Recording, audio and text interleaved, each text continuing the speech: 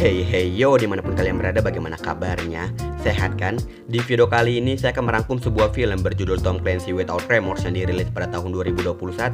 Film ini diangkat dari sebuah cerita mahakarya almarhum Tom Clancy yang menceritakan tentang perang dingin antara Rusia dan Amerika, di mana pada zaman itu agen-agen rahasia dari masing-masing negara saling terlibat konflik.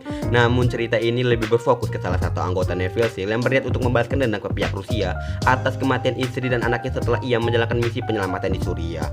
Film ini disutradarai oleh Stefano Sollima dan tanpa banyak spoiler di awal, penasarin? Langsung saja kita ke alur ceritanya.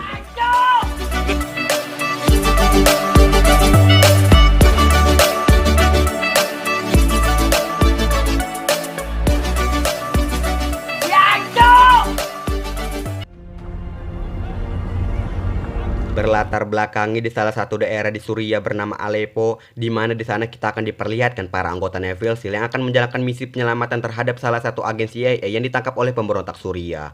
Misi ini dipimpin oleh seorang agen CIA bernama Ritter dan beberapa anggota Navy SEAL yang dikomandani oleh Karen dan salah satu anggota terbaiknya itu John Kelly. Setelah menyusun strategi, para anggota Navy SEAL langsung menjalankan misi penyelamatan di malam hari. Awalnya misi mereka berjalan lancar di mana mereka dapat melumpuhkan satu persatu pemberontak Suriah.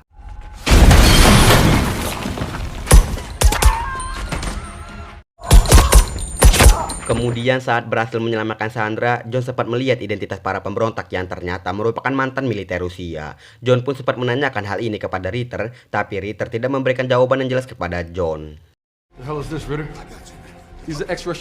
Selanjutnya, para anggota Navy SEAL berniat untuk pergi dari tempat tersebut, tapi saat dalam perjalanan keluar, mereka ditembak dengan senjata RPG. Akibat tembakan tersebut, Karen terjatuh ke lantai bawah. John yang melihat hal tersebut berkata kepada Ritter bahwa mereka harus menyelamatkan Karen. Namun Ritter menentang perkataan John, di mana ia berkata bahwa misi utama mereka adalah menyelamatkan Sandra dan pergi ke titik penjemputan. John yang tak tega jika harus meninggalkan Karen pun memutuskan untuk turun ke bawah. Saat berada di bawah, John melihat beberapa kendaraan tempur Rusia, termasuk senjata-senjata buatan Rusia. Dan di sini John menyadari bahwa tempat ini bukanlah tempat pemberontak, melainkan gudang senjata milik Rusia.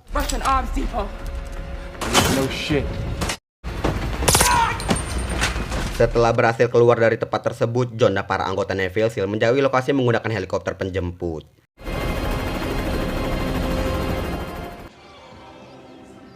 3 bulan kemudian, di mana setelah kejadian tadi ternyata John memilih untuk pensiun dari dunia militer dan akan lebih berfokus untuk menjaga istrinya yang tengah hamil tua. Istri John ini bernama Pam. John juga mempunyai rencana untuk mencari pekerjaan sebagai penjaga pribadi atau apapun itu yang penting halal dan tidak jauh dari keluarga.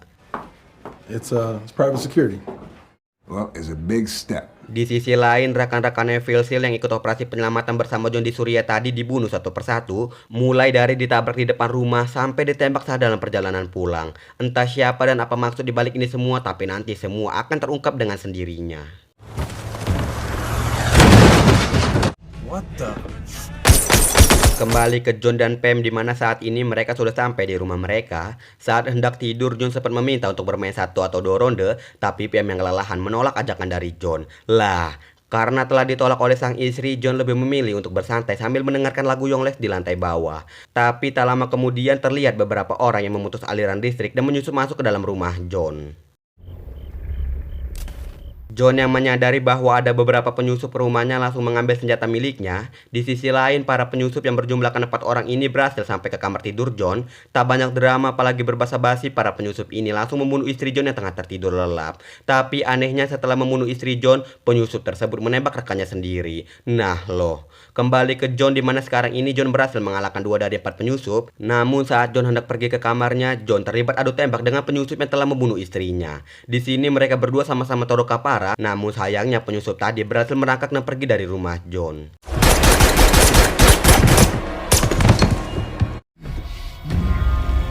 John yang saat itu terluka parah masih berusaha untuk melihat kondisi istrinya. Saat sampai di kamar, John melihat seorang penyusup yang telah tewas dan keadaan Pam serta kandungannya sudah tidak bernyawa. Tak lama setelah itu, John dilarikan ke rumah sakit untuk mendapatkan pertolongan lebih lanjut. Singkat cerita, kini John telah siuman dari komanya. Saat itu juga Karen berada di sana. John langsung menanyakan bagaimana kondisi istri dan bayinya. Mendengar hal itu, Karen hanya bisa menggelengkan kepala. Setelah itu, John pun menceritakan rincian kejadian yang dialaminya, di mana pada malam itu 4 orang penyusup profesional berhasil masuk ke dalam rumahnya dan membunuh istrinya yang tengah hamil. Namun penyusup yang tewas di kamar John bukan John yang membunuhnya, dan satu penyusupnya lagi berhasil melarikan diri. Is a name. Give me your name. Selanjutnya, Karen yang tengah berada di ruangannya dihampiri oleh Menteri Pertahanan Amerika Serikat bernama Thomas Clay. Maksud dan tujuan Tom ke sana adalah untuk mengajak Karen membahas masalah penyusupan yang terjadi di rumah John Kelly. Singkat cerita, Tom, Ritter, dan Karen melakukan rapat di kantor CIA. Ritter pun menjelaskan bahwa kasus pembunuhan para anggota Navy SEAL merupakan aksi balas dendam dari para keluarga korban yang dibunuh oleh John dan kawan-kawan di Suriah. Oleh karena itu, CIA akan menutup kasus ini karena di dua belah pihak sama-sama terjatuh korban. CIA juga tidak ingin jika masalah ini diperbesar karena bisa memicu perang dunia. The CIA's position on this moving forward is that the matter is closed. The director considers the score even. Kemudian setelah rapat tadi, Karen memberitahu John bahwa CIA tidak akan melanjutkan investigasi mengenai orang-orang yang telah membunuh beberapa anggota Navy SEAL. Tapi Karen memberikan informasi rahasia yang diberitahu Tom mengenai para penyusup yang tewas di rumah John. Karen juga menjelaskan bahwa para penyusup itu masuk ke Amerika melewati tangan Andre yang merupakan mantan FSB agen rahasia milik Rusia. Dan kemungkinan besar Andre mengetahui siapa orang yang berhasil kabur dari penyusupan rumah John. Andrei Vasiliev, Setelah mendapatkan informasi dari Karen, John langsung kembali ke rumahnya dan meluapkan emosinya di sana. Setelah uring-uringan, John berniat untuk pergi menemui Andre demi mendapatkan informasi mengenai seseorang yang berhasil kabur dari penyusupan rumahnya. Singkat cerita, John saat ini tengah mengikuti mobil Andre yang sedang menuju ke bandara. Untuk mengalihkan mobil penjaga Andre, John menghubungi 911 untuk menghentikan mobil penjaga Andre dan seolah-olah itu merupakan mobil penjahat. Setelah mobil Andre terlepas dari penjagaan, John langsung menabrakkan diri ke mobil Andre dan John dengan santainya langsung membakar mobil Andre di depan publik.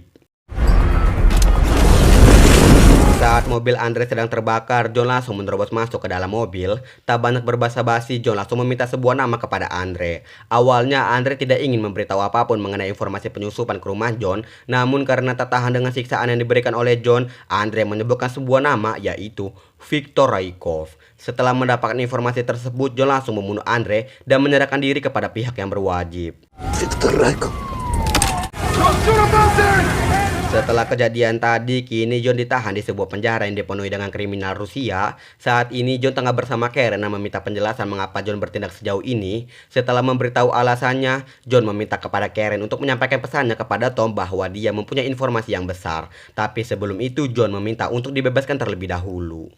If he wants to know what I know, then he gotta get me out of here. Singkat cerita, kepala sipil penjara meminta John untuk mengikuti arahannya dan keluar bersamanya. Namun John tidak percaya semudah itu, di mana John mengira bahwa kepala sipil penjara akan melakukan hal-hal aneh kepadanya. Melihat John yang susah diatur, kepala penjara memanggil beberapa polisi untuk membawa John secara paksa. Dan sebelum itu, John sudah siap di posisi bertarungnya. Saat beberapa polisi masuk ke dalam sel John, John langsung menghajar mereka semua dan menyandera salah satu polisi untuk dijadikan tameng berlindung.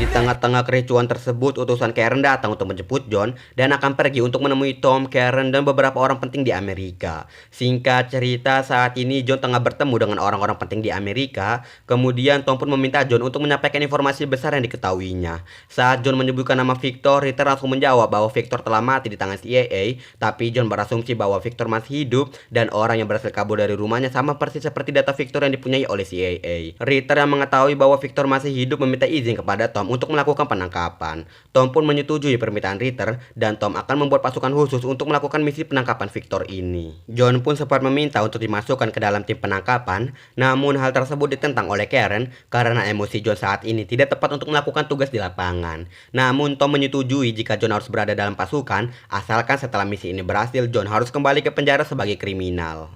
Turn to the penitentiary. Setelah rapat tadi, John dan beberapa anggota Navy SEAL berkumpul di bandara Jerman untuk melakukan penyusupan ke Rusia.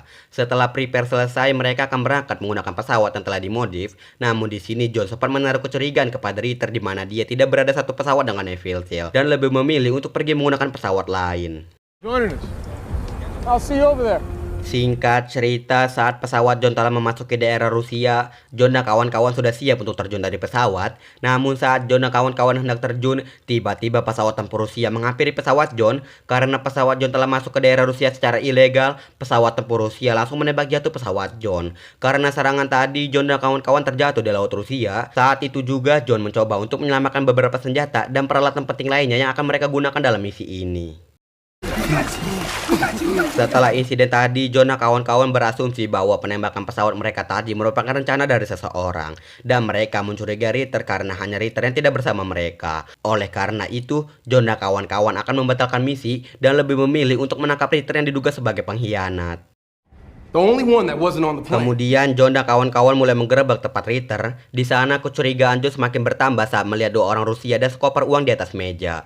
Melihat hal itu, John meminta kepada Ritter untuk menjelaskan semuanya. Ritter pun mencoba menjelaskan bahwa dua orang Rusia ini merupakan informan untuk mengetahui tempat Victor berada. Dan uang di atas meja itu merupakan bayaran untuk mereka karena telah membocorkan tempat kediaman Victor. John yang mendengar hal itu sempat tak percaya, tapi Karen meminta John untuk membiarkan Ritter membuktikan omongannya. Kemudian John, Ritter, Karen, dan kawan-kawan lainnya pergi ke sebuah apartemen tepat di seberang tempat kediaman Victor. Malam harinya, John dan kawan-kawan mulai melakukan misi mereka. Saat ingin masuk ke daerah apartemen Victor, John dengan sengaja mengunci pintu agar rekan-rekannya tidak bisa mengganggu John dalam menginterogasi Victor. Namun saat John bertemu langsung dengan Victor, ternyata Victor telah mengetahui akan kedatangan John, di mana sekarang ini badan Victor telah dipenuhi dengan bom bunuh diri. Sebelum meledakkan dirinya, Victor memberitahu sebuah rahasia kepada John, di mana ternyata Victor ini merupakan mantan CIA yang sering melakukan tugas rahasia. Hingga sekarang ini Victor masih mengabdikan dirinya untuk Amerika, dan tindakan Victor selama ini merupakan perintah dari salah satu orang yang bekerja di DC. Setelah mengatakan hal tersebut, Victor langsung meledakkan bom bunuh diri yang ada di badannya. All we have to do is die. Those behind us in Washington. Lama setelah insiden tadi, John dan kawan-kawan diserang oleh dua orang sniper yang berada di luar. Tak hanya menyerang John dan kawan-kawan, para sniper itu juga menyerang polisi Rusia yang berada di luar. John yang melihat situasi ini menyadari bahwa dalam dibalik ini semua ingin membuat peperangan antara dua negara besar. Menyadari hal itu, John dan kawan-kawan bekerja sama untuk mengalahkan para sniper terlebih dahulu.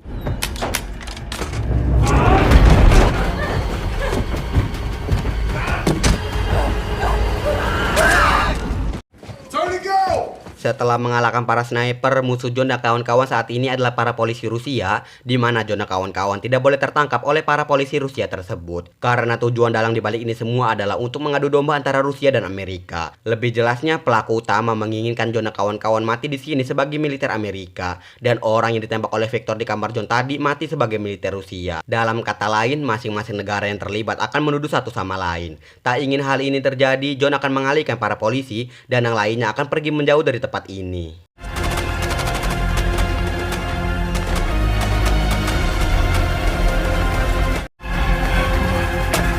Kemudian John mulai memerangi para polisi dari atas gedung, dan kawan-kawan John segera pergi dari sana. Saat John mulai terdesak, John memilih untuk meloncat ke lantai bawah. Di lantai bawah, John juga masih harus berurusan dengan para polisi Rusia. Setelah John mengalahkan beberapa polisi, John langsung mengenakan pakaian salah satu polisi dan menyamar sebagai polisi Rusia. Dan saat itu juga John berhasil keluar dari TKP dan pergi menuju ke tempat Victor dan yang lainnya.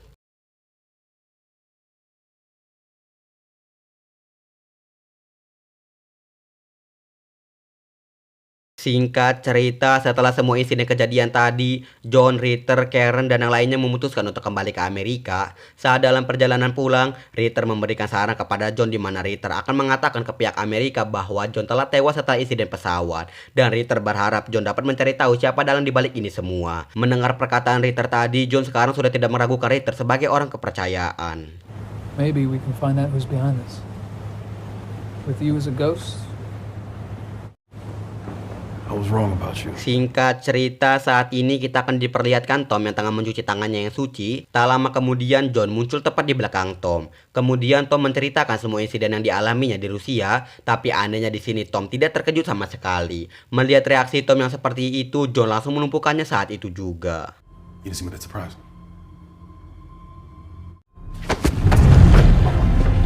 Kemudian John menyandera Tom di dalam mobilnya dan ternyata dalam dibalik ini semua merupakan ulah Tom, Menteri Pertahanan Amerika Serikat. John pun menanyakan apa maksud dan tujuan ia melakukan hal ini. Awalnya Tom tak ingin menjawab pertanyaan John, tapi saat John mengancam keselamatan keluarga Tom menjawab bahwa alasannya adalah untuk meningkatkan ekonomi Amerika. Lebih singkatnya, Amerika membutuhkan musuh yang besar untuk mempersatukan dan meningkatkan ekonomi negara. Karena pada dasarnya perang merupakan lahan bisnis yang bagus untuk para ekonom. You know who won World War II? Lifted this entire nation out of poverty. A big country needs big enemies. Setelah mendapatkan jawaban tersebut, John memutuskan untuk menjatuhkan mobilnya ke dalam laut. Saat itu juga John meminta Tom untuk menyebutkan nama istrinya sebagai permintaan maafnya. Saat sampai di dasar laut, John merasa lega karena telah mendapatkan semua jawaban yang ia cari selama ini. Dan John sudah pasrah jika harus mati dengan cara ini. Say, hey,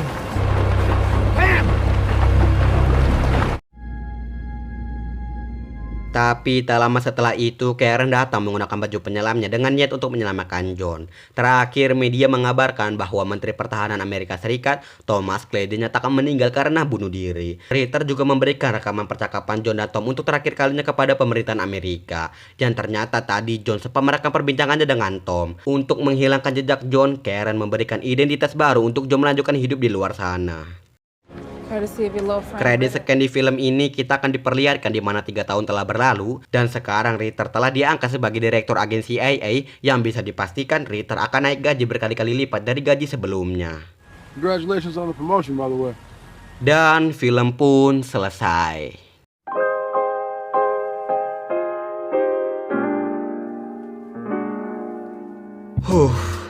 Secara keseluruhan film ini memang seru sih bro. Apalagi jika kalian pencinta konflik militer, pasti kalian akan suka dengan film ini. Tapi menurut saya pribadi film ini menjadikan Rusia sebagai korban sih. Terus Rusia di sini juga kelihatan banget gitu kelemahannya. Masa iya sih militer Amerika bisa semudah itu keluar masuk Rusia? Tapi kembali lagi ini hanya sekedar film. Kalau aslinya mah kayaknya gak mungkin semudah itu Amerika bisa masuk ke Rusia. Pelajaran yang bisa kita ambil dari film ini adalah bertindak gegabah akan membawa kita ke dalam kesengsaraan. Dan alangkah lebih baiknya kita cari tahu terlebih dahulu sumber masalahnya agar tidak ada penyesalan di endingnya. Karena sesuatu yang telah terjadi tidak akan bisa diputar kembali. Brazikoas, Sinyum, Iliki Pedidi. Urah! Saya Al izin undur diri, sampai jumpa di video selanjutnya. Terakhir, pengalaman merupakan guru terbaik dalam kehidupan. See you.